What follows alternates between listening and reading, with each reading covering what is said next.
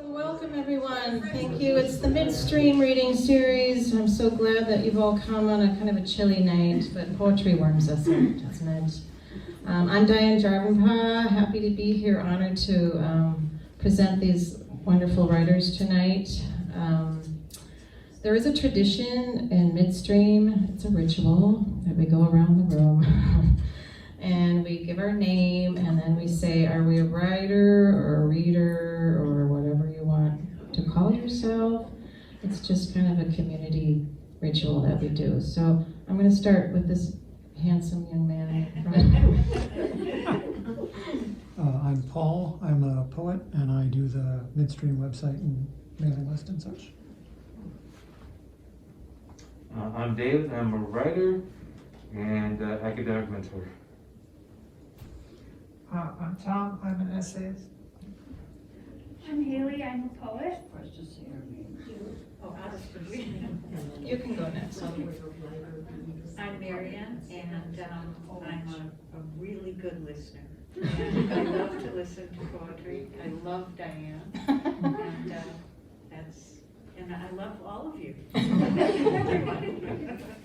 Yeah, me too. So I was hitchhiking down Dale. He picked me up and asked me if I wanted to go to a poetry reading. I said, oh, I love poetry. That's not true. And I'm Jane. I'm June, I'm a poet, I'll be reading tonight. I'm Karen, I went to high school with June. I'm Colleen, and I'm a part of June's fan club as well. And I'm a great appreciator of words, and I'm so glad to be here. And Diane, I know you from dancing at the halftime rec. Yes, You I have remember another you. side, another life. I do. Hi, I'm Marcy. I'm also part of June's fan club, and I'm a reader, a listener. I'm Tim. I'll be reading tonight. I'm a poet. I'm Timothy's wife, Dallas Young, and I'm an illustrator and writer of children's books. Oh. I'm Marie Hansen. I'm a friend of Karen's, who's a friend, and I'm a reader. Hi, I'm Ellie. I also hitchhike with Dave. I'm Tom, Karen, and Julie. So someone can take them home. I'm Jenny, and I'm a writer. I'm Carol, and I can do one up. I'm June's cousin. And a erstwhile poet and a reader, avid reader. Right behind. I'm Elizabeth, and I'm a listener. I'm John, and I'm a lover of poetry. I'm Michael Moose, I'm a poet, and I'm really excited to have this fine lineup of poets set a fire in us on this chilly night. I'm Michael, and I'm a poet, and I run the Martin Lake Poetry Workshop on Facebook. I'm Tom and I'm a writer. Paula, I'm a writer. There, I'm Kathy, and I'm a poet and about 10 other things. I'm Carol, I'm a poet and a reader of poetry. I'm Mark, and Jennifer White. I'm Beth, and an acolyte of June's poet. Kathy, I'm not a poet also. Cynthia, poet, writer, reader, listener. Wow. Well, welcome all. What an amazing group of people tonight. So I'd like to start, I wasn't sure if sometimes the hosts read a poem, but I also thought of Dave Shove, who started this 10 years ago? 2012. And because it was really after the election, I thought of, he was a writer and a poet, and he had kind of an interesting wit, but he also had some really great bumper stickers. So I thought it was time to share a show of bumper stickers tonight. One was "Occupy the thoughts of the rich." Behead Monsanto. Life in the fascist lane. Mussolini, Hitler, Coke. Frack the rich. And eat the rich or they will eat us. So I think hopefully the elections will somehow respond to some of those wonderful messages from Dave.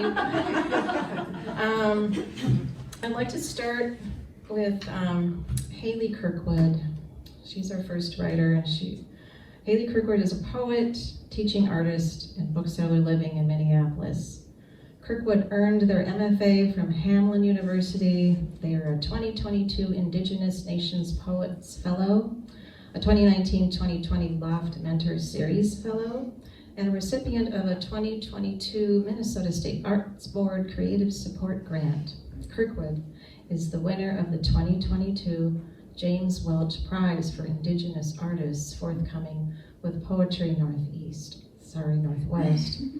Their work can be found, that's a lot of stuff going on in 2022. It was a busy year. Yeah, you go girl. Their work can be found in Poetry Magazine, Poem a Day, Waterstone Review, and others. Kirkwood is the Kirkwood is the faculty editor of Runestone Journal, a national undergraduate literary annual. They are a direct descendant of the Fond du Lac Band of Lake Superior, Ojibwe. Please welcome Halee Kirkwood.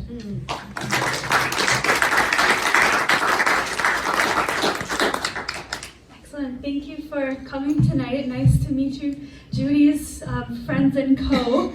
I'm very excited to be here.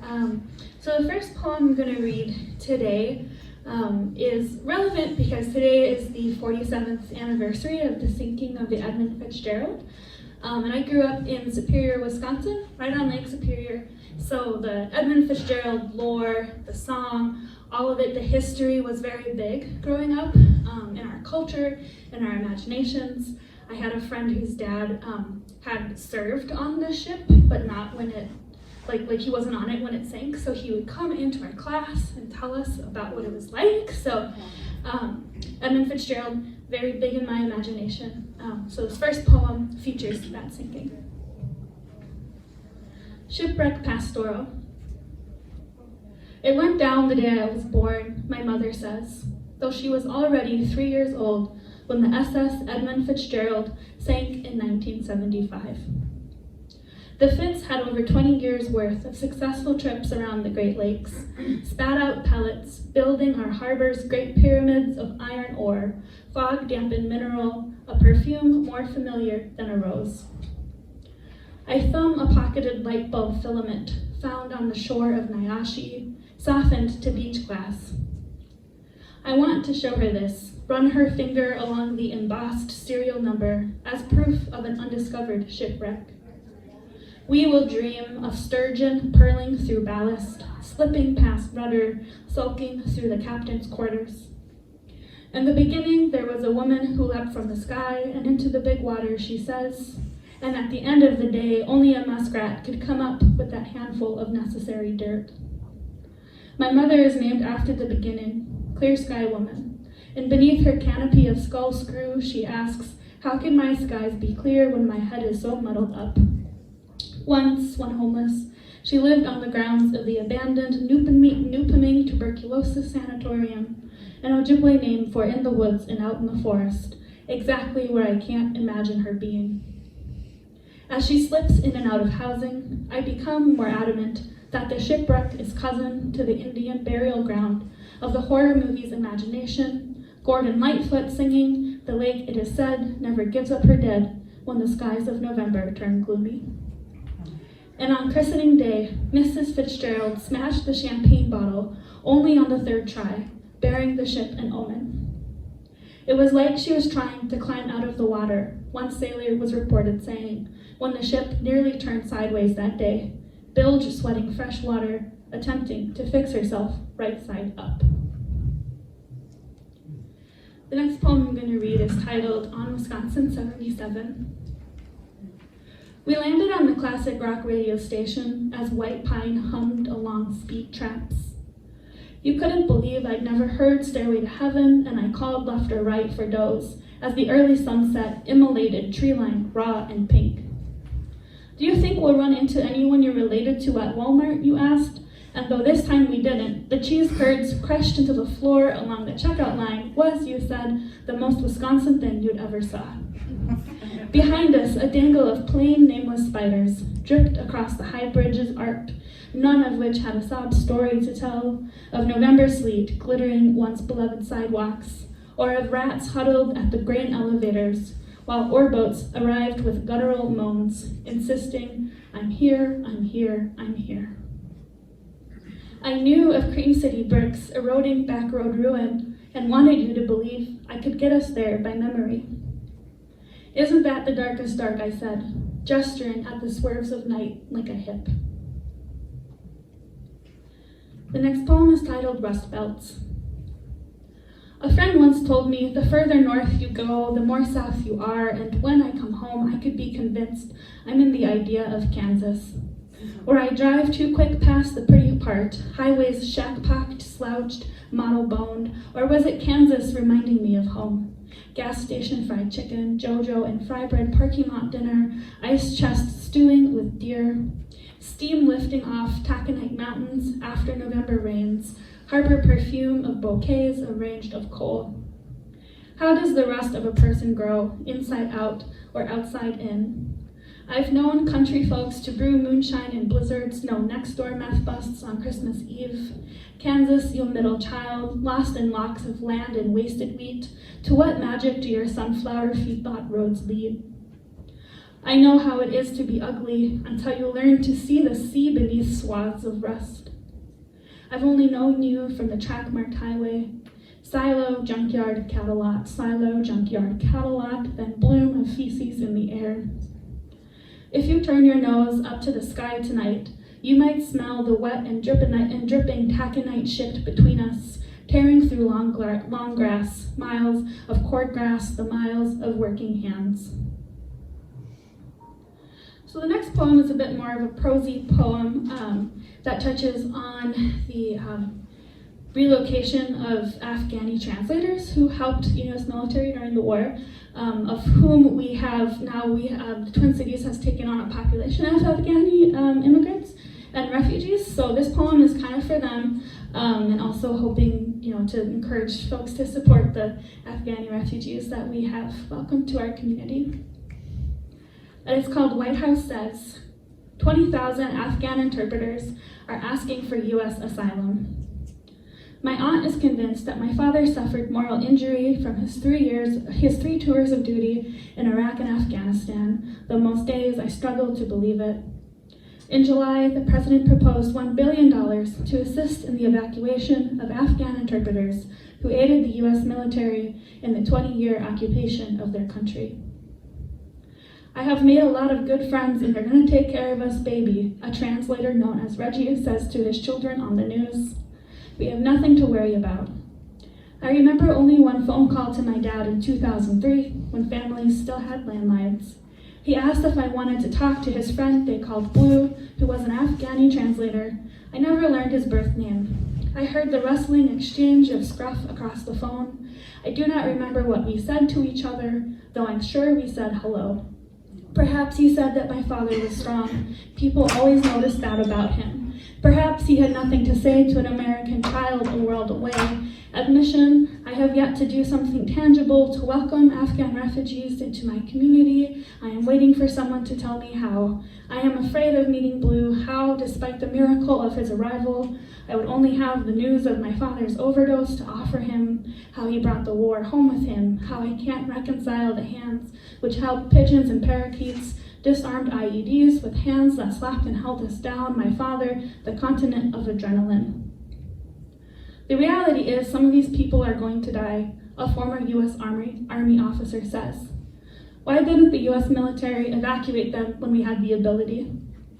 What grief song erupts, writes Maida Vang in her poem, Dear Soldier of the Secret War, when you see the last American plane take off, distant above Longchen?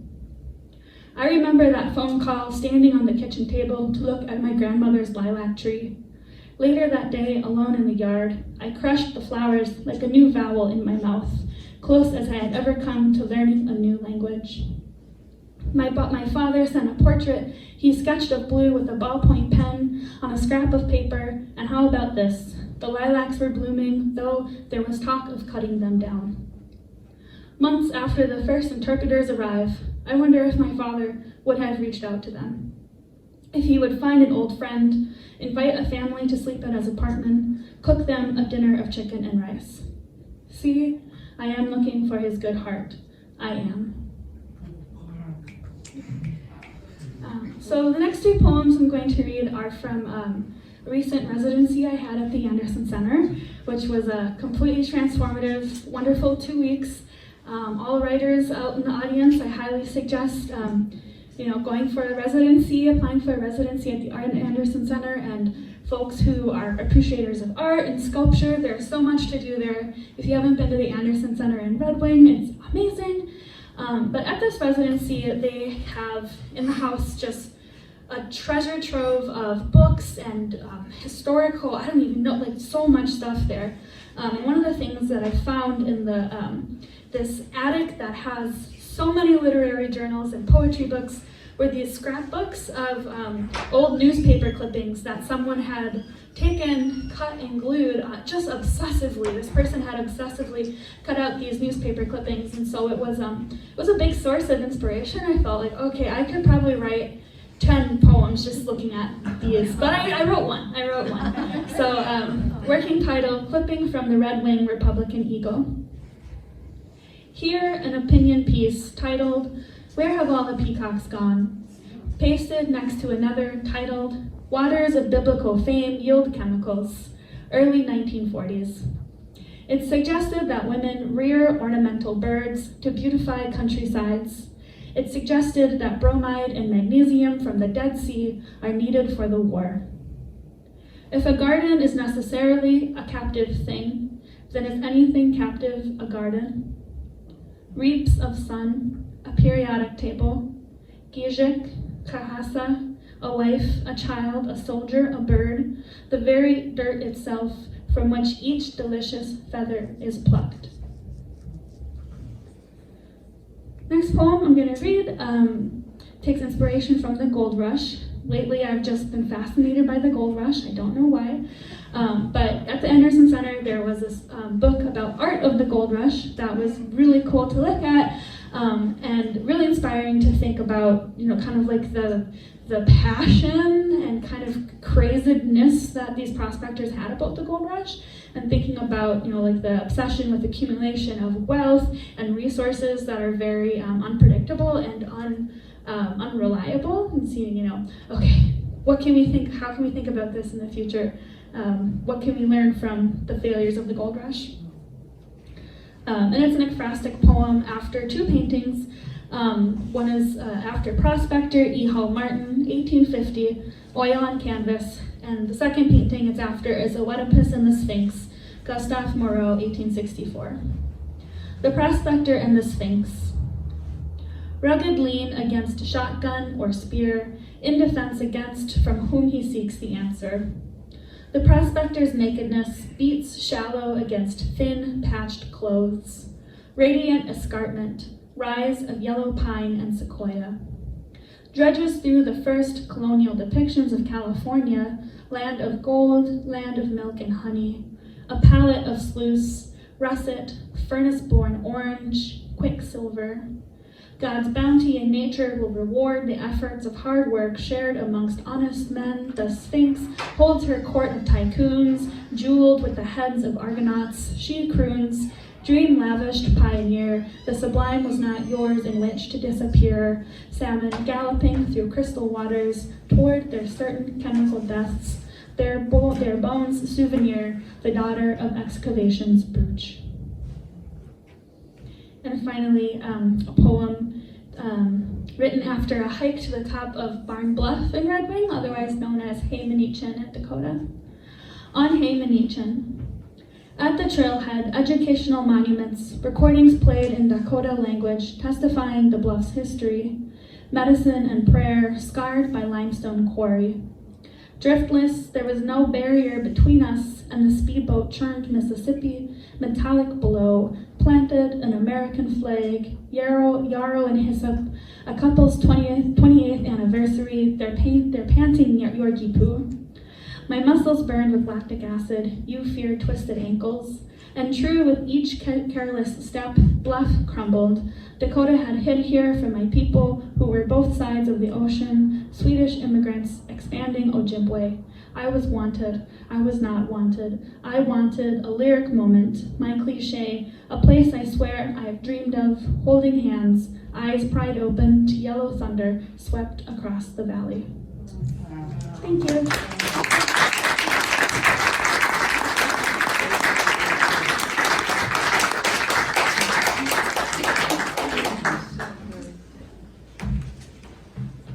Thanks, Halee, so much. So that was Halee Kirkwood.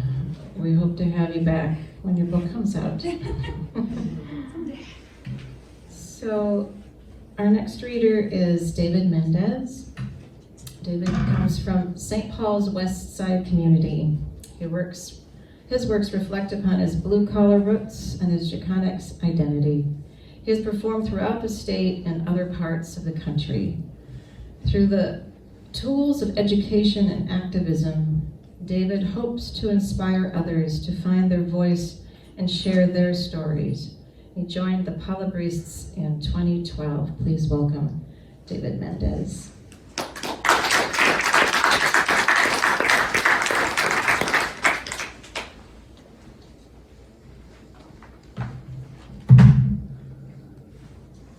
All right, good evening. Y'all can hear me? Okay, just making sure. So, thank you for this opportunity. Never really get around this neighborhood too much. So it's kind of like we're worried about being, and sometimes for us as people of color, sometimes it is kind of hard to be in different spaces. We're not too sure how we'll be accepted. But the piece, some piece we'll do tonight, since we just celebrated Day of the Dead, and truth is, it's not just the day. In the traditional culture, it's celebrated for a whole month. And of course, we don't have to wait till this time to remember those who have left before us. It can be any time. It could be through the holidays, through their birthdays, through any memory we bring of them. So I'm going to begin with this piece that is actually in the St. Paul Almanac, this new one. So the word is mariposa, it means butterfly. And really, one of the reasons why the cultures now are celebrating this time of season is because this is when all the monarchs have completed their journey. They make it to this spot near Oaxaca, Mexico, and there's forests just filled with monarchs sleeping, hibernating, and they always come around this time of year. And so to honor that journey, I wrote this piece to honor that. This is called Tell Me Mariposa. Tell me, Mariposa, that what our people say about you is real. Tell me, Mariposa, that you are the realization of resistencia in the natural world. Tell me, Mariposa, that your journey and struggles is our own story. Tell me, Mariposa, that you are the ancestors among the marigolds. Tell me, Mariposa, that our instruments and songs give you strength across the continent. Tell me, Mariposa, that every flutter of your wings brings a typhoon to our physical realm. Tell me, Mariposa, that our footsteps shake the colonial strongholds over our sacred earth.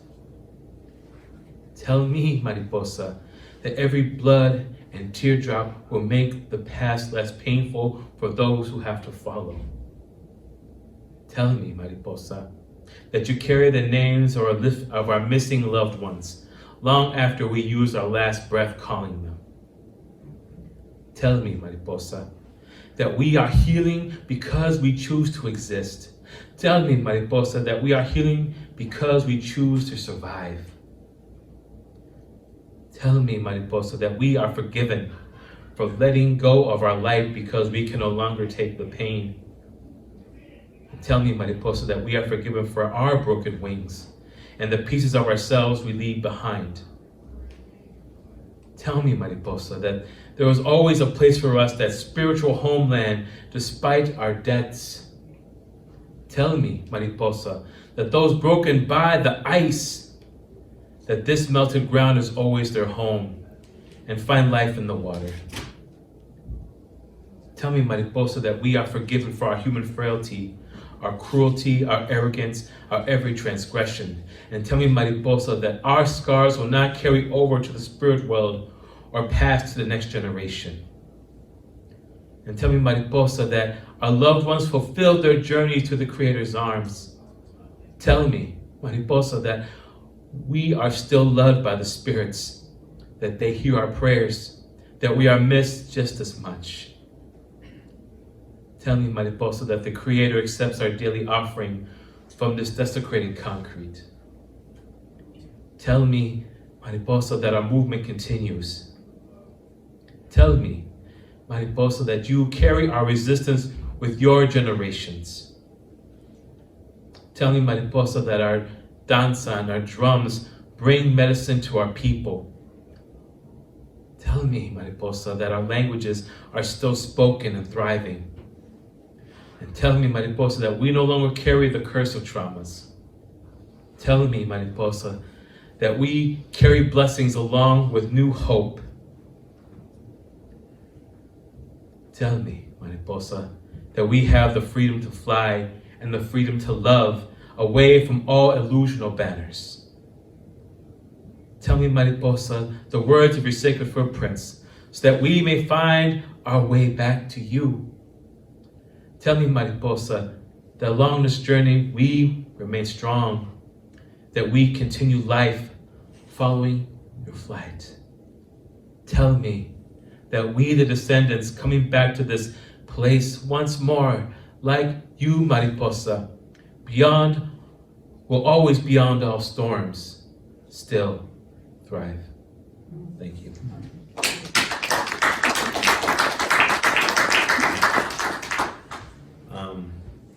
So this piece is actually I've actually written this just a couple of days ago. And in that ceremony, I made some paper miracles and laid to my family's ofrenda. We know it's a very small one. It's just, my mother's very religious, which is fine. And I made these things, and we have our pictures of people we knew and loved that passed away this past year, particularly from our family. My grandmother finally made her journey home, and then and for me as an educator, as anyone knows, working in school, it's a grind. It's heartbreak sometimes. So sadly, I did lose a student throughout the year, and it's always sad when you kind of have to remember those things. But I wrote this kind of as a response because I was just thinking about it, just kind of popped in, and it kind of was just a moment. I was bringing them home, and I was going to go to the ofrenda, but then our family got blessed this past year with 4 babies. So a couple years for three nieces and a nephew. And so when I came in, I was kind of feeling down, and then here comes one of them, looks at me and just smiles. So I always call them hummingbirds. So this is where the symbolism comes in. This is called Paper Marigolds. It was a daydream to see you all as you were to me, standing under the sleeping wings of the monarchs. You were brilliant, your face still the same as I kept it, the smile I could not say goodbye to. I carried the paper marigolds with quiet, crooked steps, letting the November air wipe away fresh tears. Before I could lay them, I was greeted with a hummingbird's smile, reminding that our separation was only temporary, reminding me there was hope of promise. In whispers, I say your names, whose pictures are almost here, or absent here, asking for your blessing to lay these flowers for you. Thank you.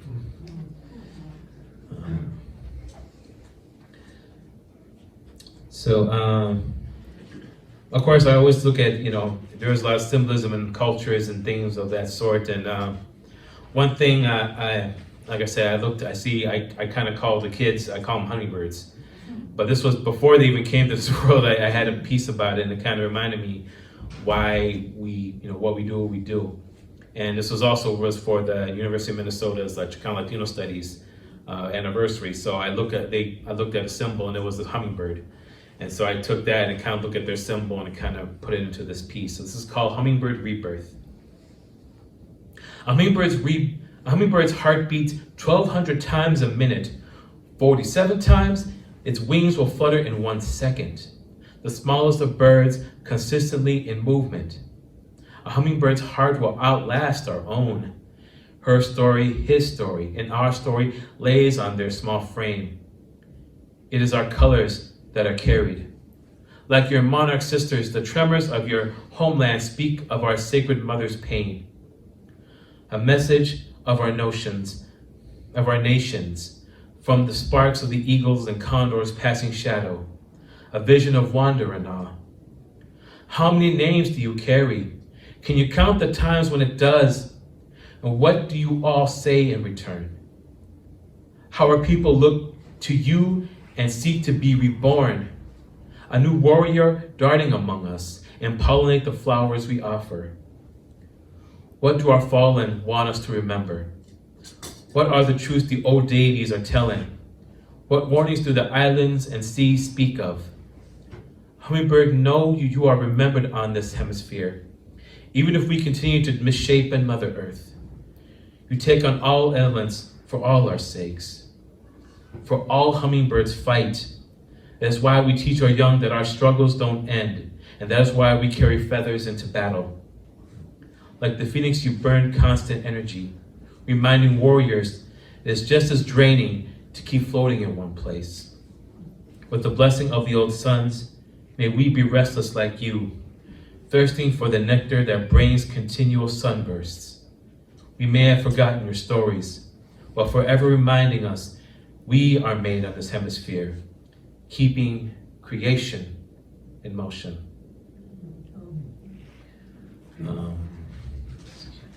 So I will conclude this part, like I said, in celebration of remembrance. This was written also for Day of the Dead. And this is in general, you know, yes, we can be sad, but we also should be celebratory. This is our gathering. This is a chance to be together, whether it be through ceremony, whether it be through songs and things like that. It can be through your faith. You know, it's ours, and that's what we got to make it as. This is called our night.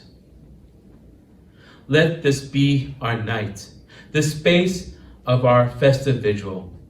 You are more than a faded picture among the stones. Let this be our night of brilliant light, where nightmares are held away, our conscience renewed. Let this be our night. Let us hear you once more, that unforgettable voice of your own favorite song. Let this be our night. Let us sway the way we used to, whispering in unison that we will never let go. Let this be our night, to gather our moments under the harvest moon, heightening the colors of life. Let this be our night, that we drink our sweet waters, flavored by our own collective fruits, and not by the toxic aftermath of imperial storms. Let this be our night. You were never lost to the concrete. Pulling you into our embrace, we can cry a joyful noise. Let this be our night, that our broken selves can be perfectly accepted whole, because we are near you all. Let this be our night. You came back to us, our child. Let our porch lights greet you, finding the world familiar again. Let this be our night, that our splitting earth will not divide our continental bloodlines as we gather at the elders' table. Let this be our night, to feel heaven on this realm, away from the boundless oceans of our everyday tears. Let this be our night. Let this be our long good night, to say I love you like it was the first time. Let this be our night to find rest without sleep, laying traumas to the grave, caressed by the morning dew. Let this be our night, till we can no longer follow where you have crossed, before the autumn dawn takes you back. Silencio, let this be our night. Silencio, let this be our time. Silencio, let our ceremonies be. Silencio, let us light our candles. Silencio, let the colonial ghosts scatter to the four doors. Silencio, let the ancestors come in. Silencio, we call out to them. Silencio, let this be our night. Thank you.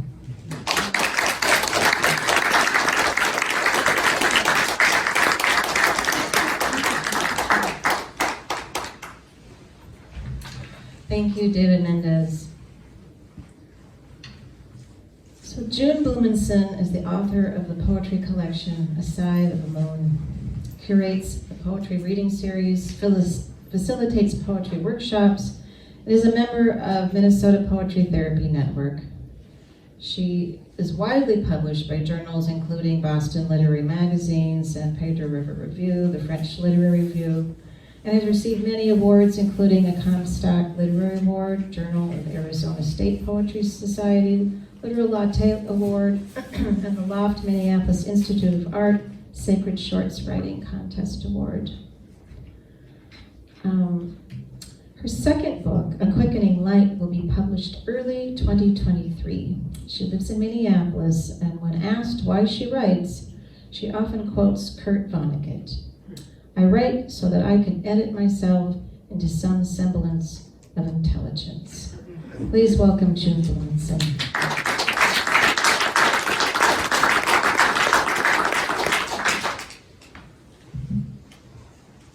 Thank you. Is this good? Everybody in the back? Okay, great.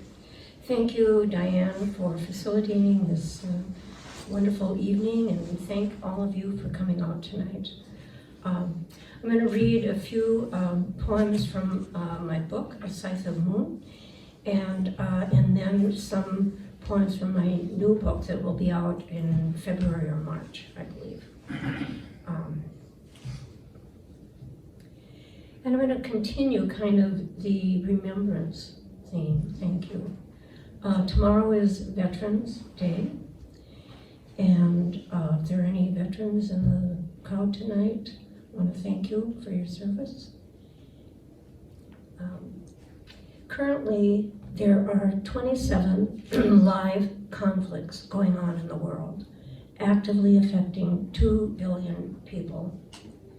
Both my maternal and paternal grandparents immigrated from Ukraine. So that's been on my mind in addition to Veterans Day. I'd like to quote Adrienne Rich when she said, "War is a failure of the imagination."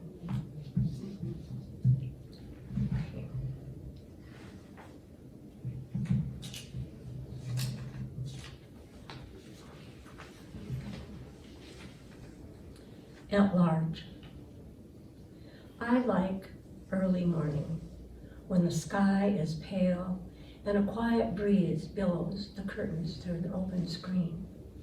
Soon enough, the sun will burn off fog to sharpen the day and foment outrage at a world at large, my small injustices laughable. What's wrong with people, we ask, meaning the other. If only we were strong enough to breach the divide, but reaching out comes hard, like ripe apples pelting the earth in the fall, and nations turn within themselves, as if there is an unquenchable appetite for sorrow. This next poem is after Walt Whitman. A child asked, "What is war?" How could I name it? Should I have said it is like grass, familiar, a summer blade mowed down, a buzzard's hymn, the sea roiling?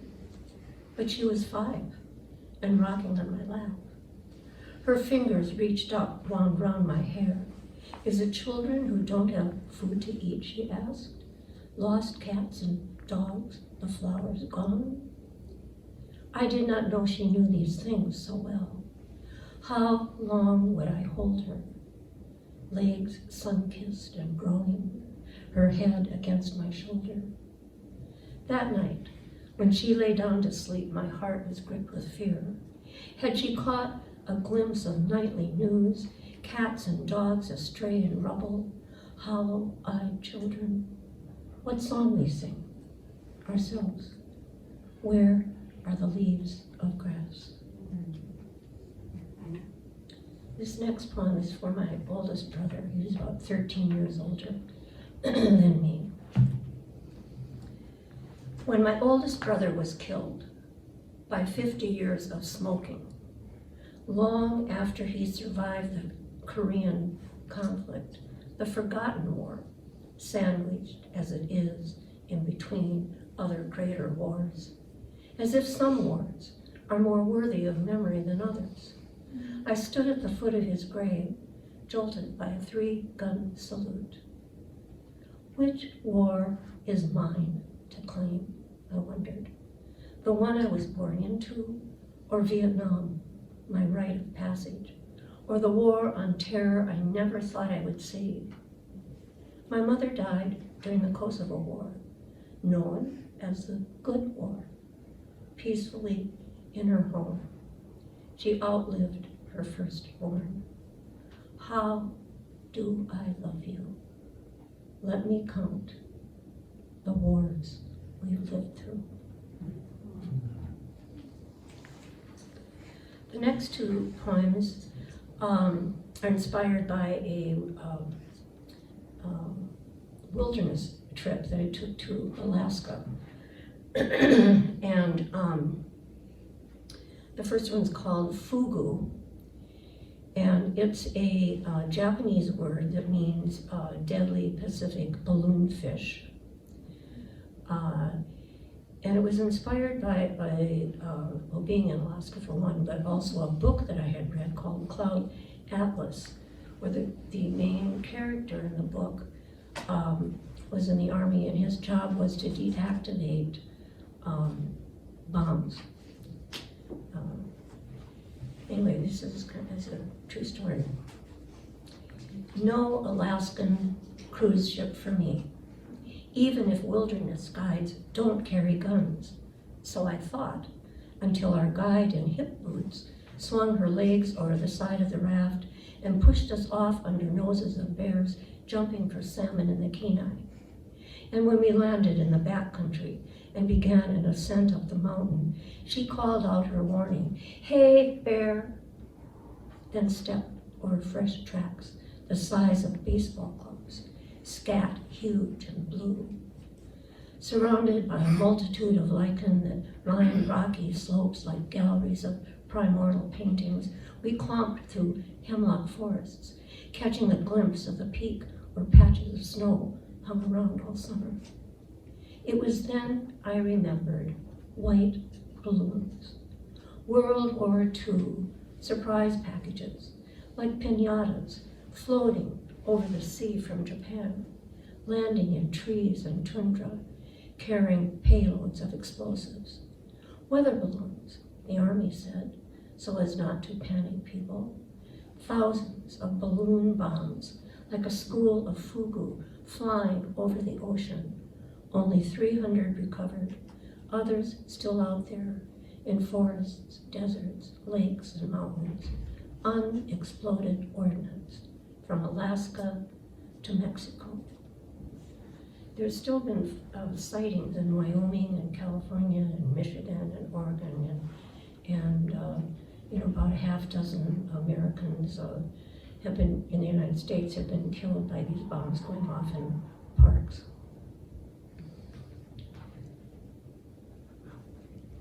The next poem is also inspired by my trip to Alaska.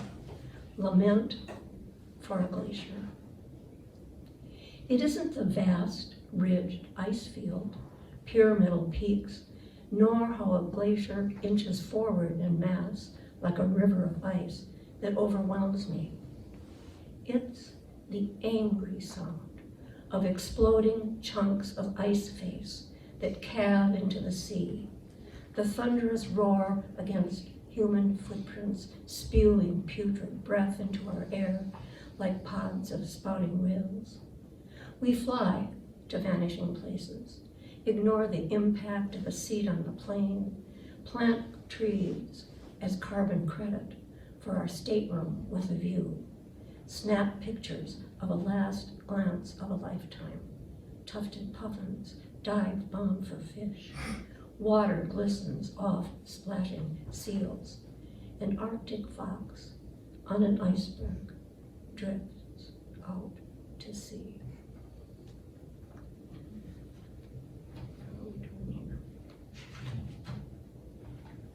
all aboard. This is it's explanatory. Okay. On a hot, humid day on a train bound for Chicago, lulled senseless by rhythms of steel against steel, the hoarse whistle announcing crossroads, I met America. We stared at each other through the train's dirty windows. I witnessed the homeless beneath trestles, gang graffiti, waste of the heartland, rusted out machinery, and stacks of going nowhere, blown out tires. I saw a worried landscape along the spine of the railbed, not what those who long for a new world come here to see. I turned to look out the other window, away from the raw side, toward pastures, ballparks, skyscraping towers, power grids, corporate castles, mosques, synagogues, and steeples. Then I turned to immigrant faces in rows around me, all bound for somewhere, traveling the divide. Heard rails squealing, steam hissing as we rolled into the station, the baritone whistle announcing America. Not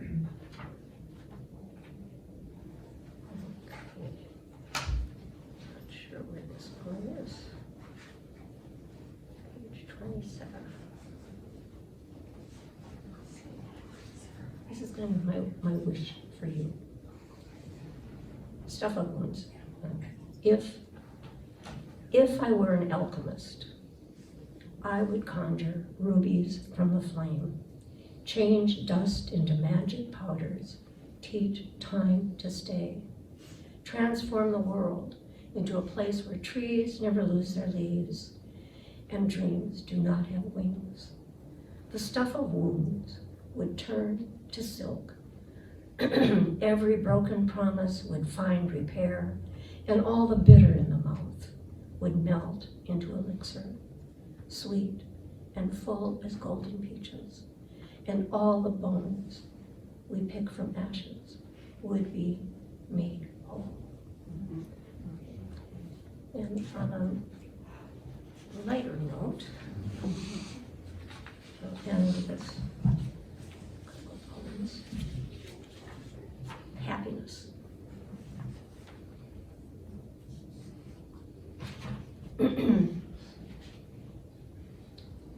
So I said to a friend when she opened her door to greet me, "Wow, you have such a beautiful smile.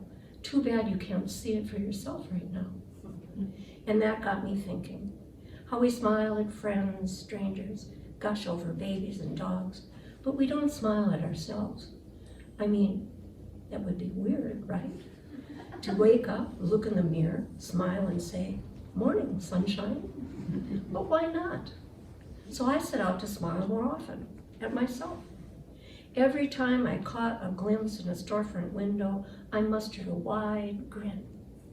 Before I knew it, I was smiling at my socks, my toothbrush, the refrigerator.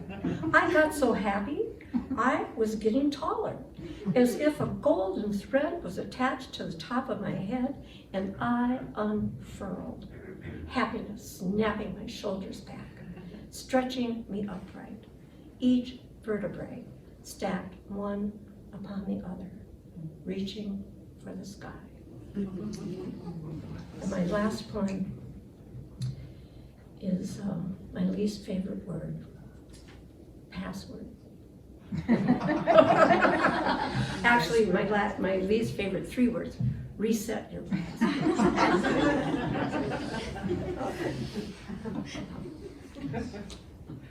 If I tell you, I'll have to kill you. A coworker said every time I skipped a staff meeting and asked him for the news, claimed he did CIA missions, always wore dark glasses. He slipped me a formula to select passwords. Sorry, if I tell you, I'll have to kill you. Because I use the same security question for everything. Who was your childhood best friend? Her name was An army brat.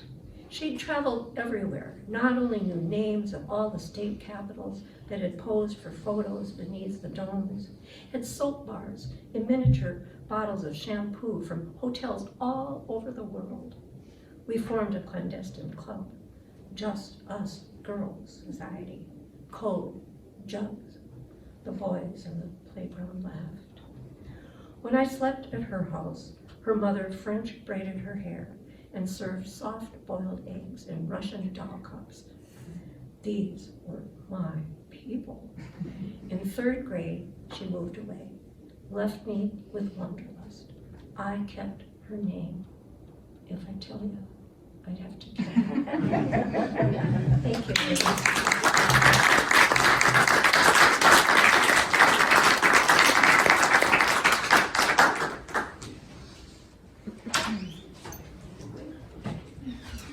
Thank you, Chair Blumenson. So this is the time, this is the other part of the ritual of Midstream, where we're so grateful to the Unitarian Church to let us use this room. So we pass this little basket around in case you have a little extra change, and you can offer it to the church for helping us out with the space. So I'm gonna set it over here.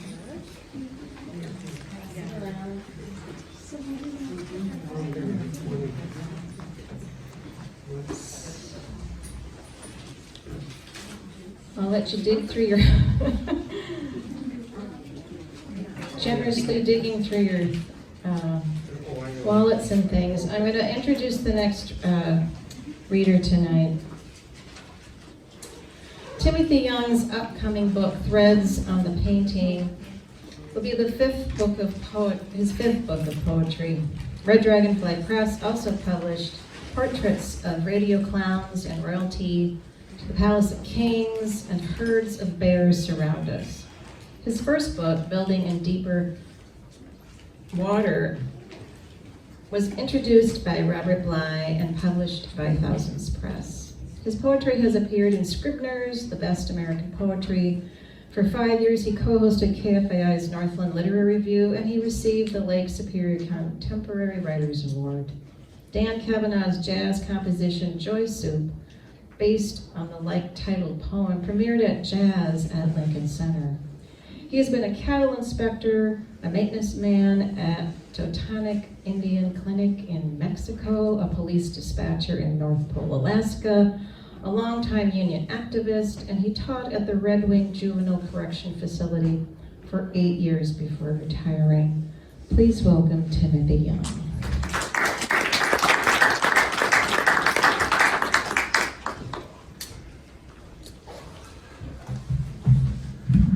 Thanks, Diane.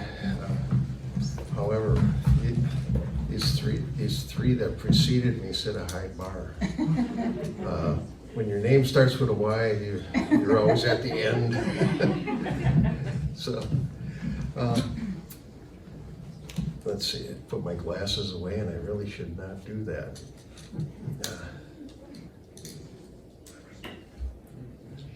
I didn't know what to read first, and then I saw the weather report that says we're gonna get some snow.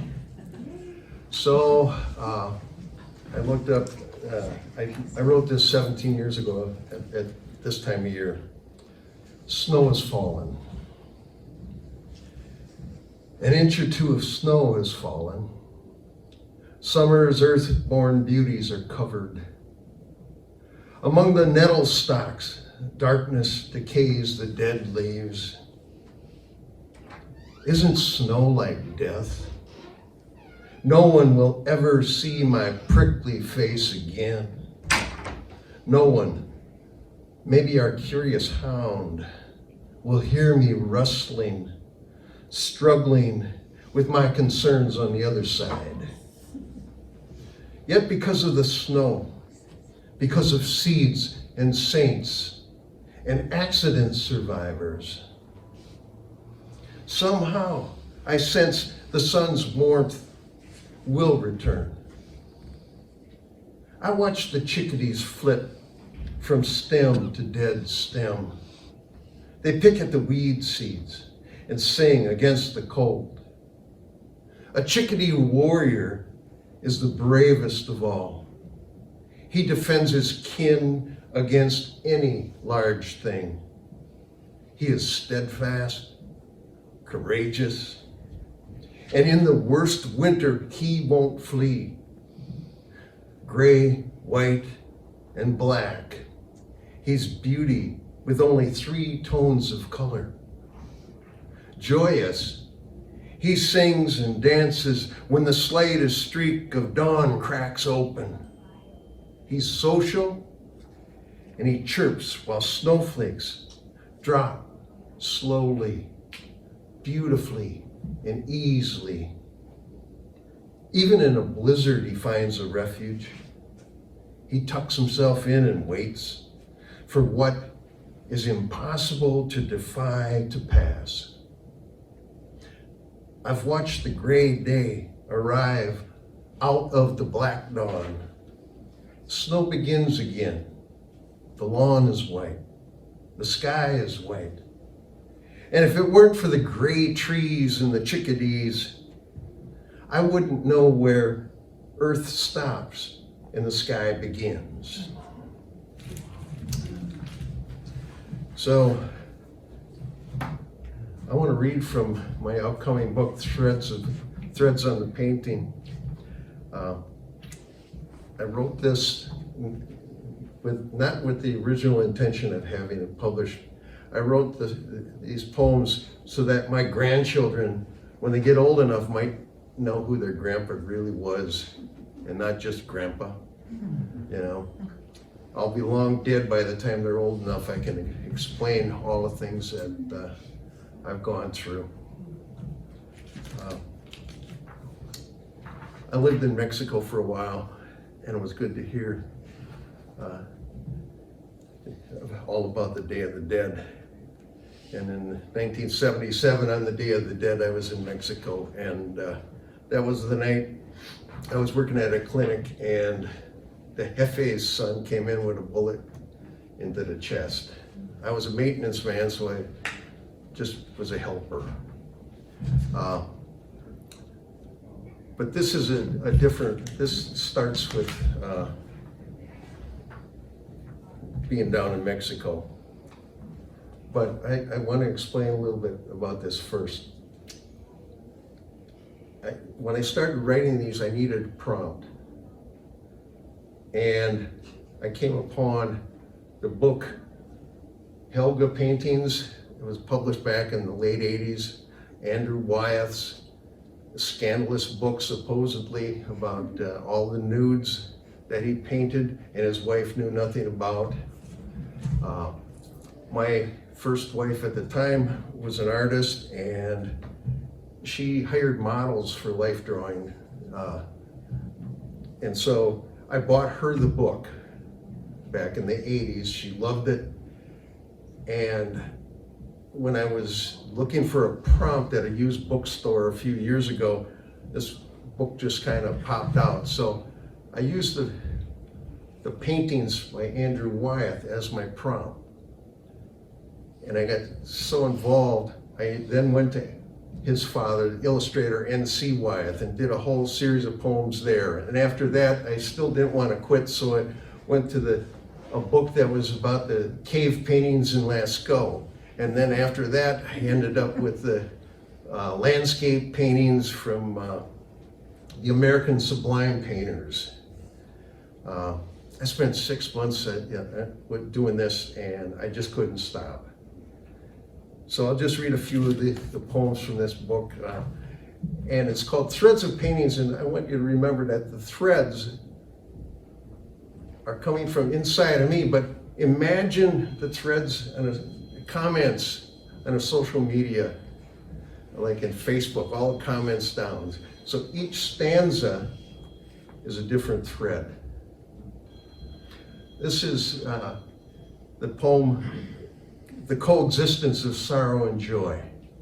And the prompt was the painting The Prussian, a picture of Helga, named a Prussian. But when I was in Mexico, the young Prussian doctor desperately yearned for relevance. He walked swiftly through the Puebla Mountain Clinic like a lamppost on the move, ready to impose his brilliance.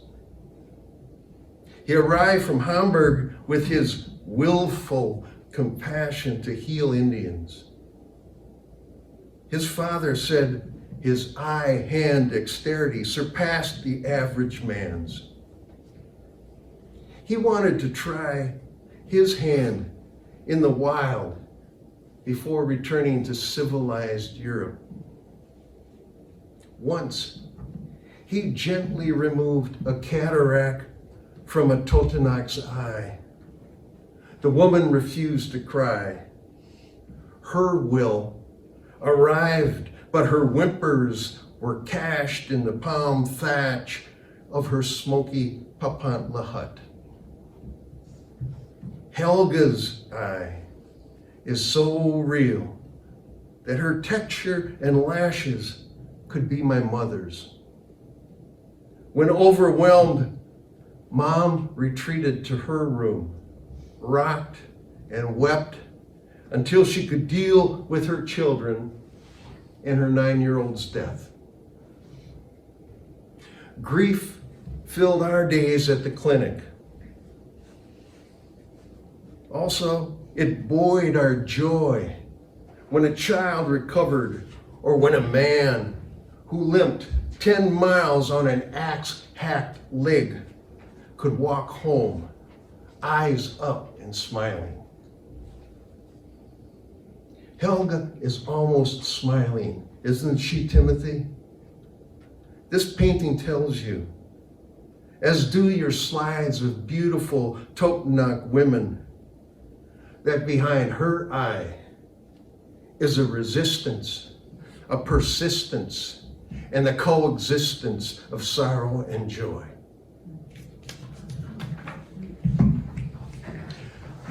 I took this form, I adapted the ghazal form that Hafez used, and Hafez always put his name at the end.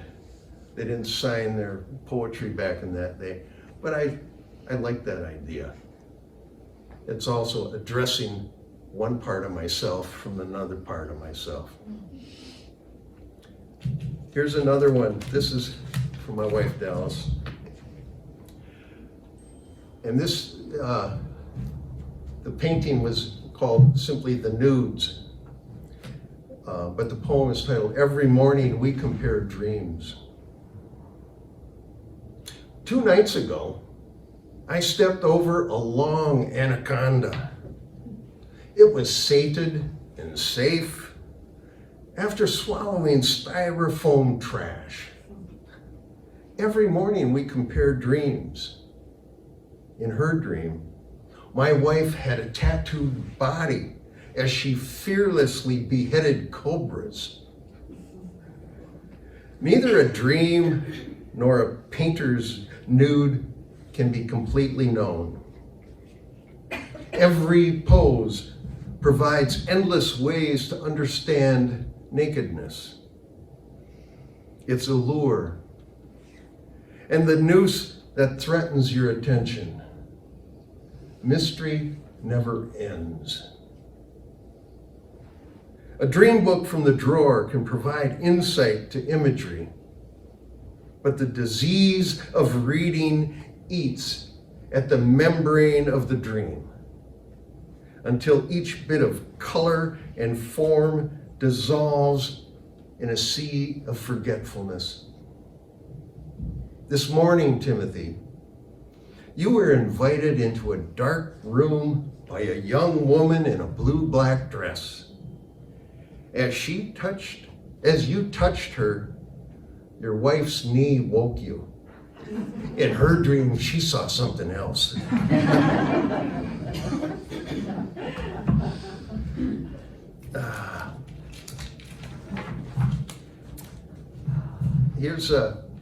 There was a painting called Lovers. I'm only doing I'm reading poems from the Andrew Wyeth section of my book, not from the others. And this poem is called Sitting Bull Loved His People. Why this picture, lovers, makes me think of my wife back home and so much more. When I left Seattle, my granddaughter kissed her hand and threw me a kiss with a wide arching arm. As I left my son, we said goodbye with bear hugs. When he was 6 years old, I let him sit on my lap and steer the pickup down the 2-lane highway that passes the Little Bighorn battleground. Sitting Bull loved his people too. At that frantic council before the battle, he walked in, bare-assed and backwards. Sitting Bull was a Heoka. That's the reference here. He walked in bare-assed and backwards. Everything cracked. Love and prudence re-entered, and his people knew that they could bear the fight. As I approached the Black Hills, the white ground, the black pine, and the blue sky pulled at my heart the way a woman pulls at taffy. I stretched my ride and detoured to Devil's Tower, the bear's house. The land rolled in melting snow like a cinnamon bear shaking off winter. My mind flew over the red stones and sprawled over the land's thighs and the tan breasts of the mysterious waking woman in the earth. Timothy, you know people who move from lover to lover. You couldn't bear that. Your deepest love is in your family. Old lovers remain in your mind because the strings of love connect all souls. Your wife knows that, so she plays music.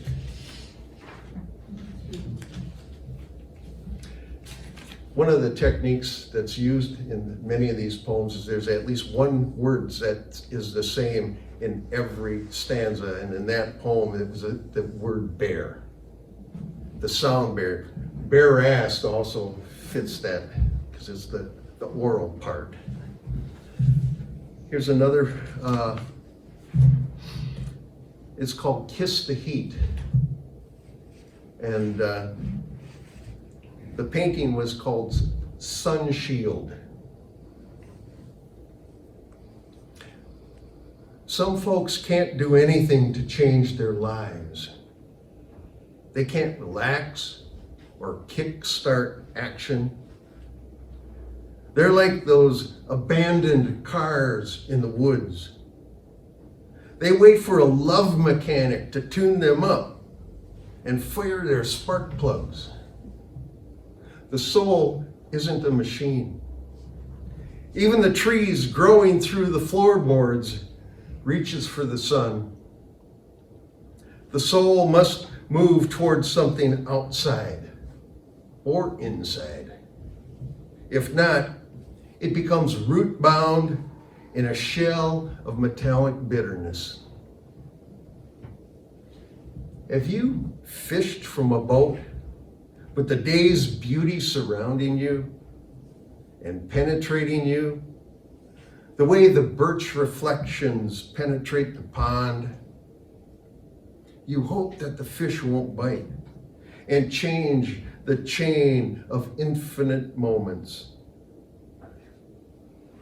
Sunlight pours from the sky. Sunlight reflects upward to your face. Light settles in the deep water and warms the decay, the clarity, the calm fish, and the chains of insect eggs dangling from paddock leaves. In your still body, Timothy, every cell of awareness is alert and singing. It's exciting. In return, beauty magnifies itself for you. Between you and the infinite moments of beauty, gratitude is the love-making. And I want to finish this one, and I'm going to contradict what I said. This one is for Diane, the Finn. I took this, the painting or the illustration is from N.C. Wyeth's illustration of the Kalevala. And this is, the illustration is called The Magician and the Maid of Beauty. And the title of this poem is The Poet Has a Duty to Praise Her. In N.C. Wyeth's painting, a reindeer pulls old Vaino's sleigh. Like Orpheus, his gifts are godlike. Like Raftery, the Irish bard and fiddler, he's chasing the maid of beauty with his bad luck. Steadfast old Vainamoinen drives his steed with a beaded whip. His bare arm points to the beauty. His white hair and flying beard could be Whitman's. His eyes are as stern as Blake's Jehovah. He's a boat builder and a magic crafter, and he can't find a wife. Ever singing sage of the Northland, ever searching Vaino. 35 years ago, I sought beauty, and she fled from me too. A man should always sing to beauty, even if she flees to her loom at the bottom of the rainbow, where she weaves silver designs into golden capes and gowns. The poet has a duty to praise her. Timothy, how lucky that you wrote a poem 35 years ago. 20 years later, it beckoned the wife you wanted. She weaves gold and silver into her songs. Vainamoinen can love her through you. Thank you.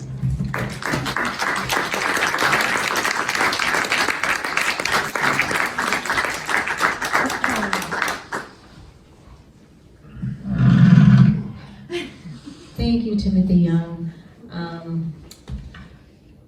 I want a copy of that. So I want to thank the readers who came tonight, the writers, all of you who came to listen. I was so moved by all of the alchemy, the elixir, and the compassion that I heard from all of you tonight. I was very moved. So thank you all for coming.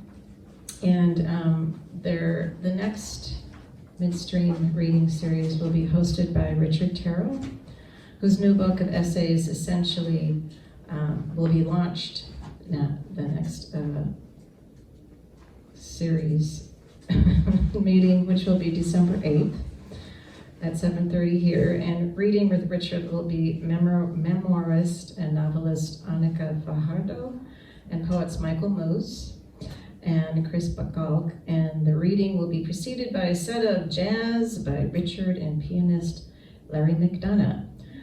So please come and join all of us for that. It should be a wonderful evening. And there are books available, and they're behind me. So June and Timothy both have books if you're interested. We want to always value the poets and the writers, and if they have something to offer, we like to buy them from them. So don't feel shy. They're here to talk to you. And if you have any questions, please talk to the writers. And thank you again for coming, and stay warm, you guys. Take care. And Diane. Not only introduces you, but also the many any books that you've written of Oh, poetry. yeah, who cares? That doesn't matter, but we're going to honor the writers here, and thank you so much, everybody, for coming.